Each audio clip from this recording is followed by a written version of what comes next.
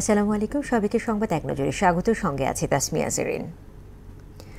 স্বাধীনতা যুদ্ধের উদ্দেশ্য ছিল একটি ন্যায়ভিত্তিক সমাজ প্রতিষ্ঠা করা, যা এখনও সম্ভব হয়নি বলে জানিয়েছেন প্রধান উপদেষ্টা প্রফেসর মোহাম্মদ ইউনূস।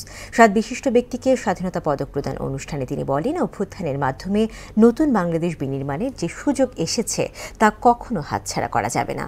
মরণোত্তর স্বাধীনতা পুরস্কার দেওয়া শেষ হলে শুধু জীবিতদের পুরস্কার দিতে হবে।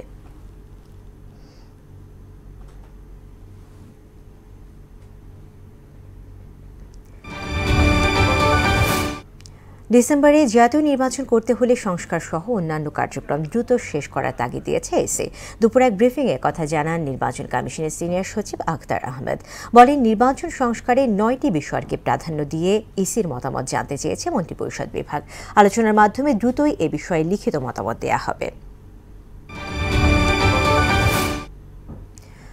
জুলাই অভ্যুত্থানে চট্টগ্রামের শিক্ষার্থী ওয়াসিম সহ কয়েকজনকে হত্যার ঘটনায় সাবেক 2 মন্ত্রী ও চট্টগ্রাম সিটি কর্পোরেশনের সাবেক 2 মেয়র সহ 15 জনের বিরুদ্ধে গ্রেফতারি পরোয়ানা জারি করেছেন আন্তর্জাতিক অপরাধ ট্রাইব্যুনাল। আন্তর্জাতিক অপরাধ ট্রাইব্যুনালের চেয়ারম্যান বিচারপতি গোলাম মুর্তুজা মজুমদারের নেতৃত্বে 3 সদস্যের বেঞ্চ এ আদেশ দেন।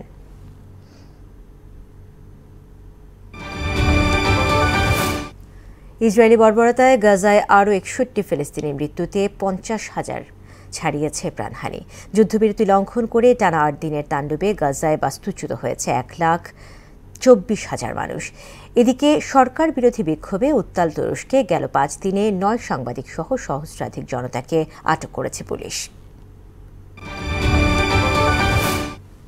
তামিম ইকবালের শারীরিক অবস্থা আগের চেয়ে অনেকটাই ভালো বলে জানিয়েছেন চিকিৎসকরা। যদিও আরও 48 ঘণ্টা নিবিড় পর্যবেক্ষণে থাকবেন তিনি। বর্তমানে পরিবারের সদস্যদের সঙ্গে কথা বলেছেন তামিম। 3 মাস তামিমকে মাঠের বাইরে থাকতে হবে বলে জানিয়েছেন চিকিৎসকরা। ব্রিফিংয়ে তামিমের স্বাস্থ্যের আপডেট জানান চিকিৎসকরা। ভারতের বিপক্ষে এশিয়ান কাপ বাছাই পর্বের ম্যাচে আজ মাঠে নামছে বাংলাদেশ। ভারতের শিলংয়ে জওহরলাল নেহরু স্টেডিয়ামে বাংলাদেশ সময় সন্ধ্যা 7:30টায় শুরু হবে খেলা। এই ম্যাচ দিয়েই লাল সবুজ জার্সিতে অভিষেক হচ্ছে হামজা চৌধুরীর, যেখানে বিশেষ দৃষ্টি থাকবে হামজা এবং ভারতীয় তারকা সুনীল ছেত্রীর দ্বৈরথে। দর্শক, এই ছিল সংবাদ এক নজরে। সবশেষ খবর সবার আগে জানতে মোহনার সাথেই থাকুন। এতক্ষণ সঙ্গে থাকার জন্য ধন্যবাদ।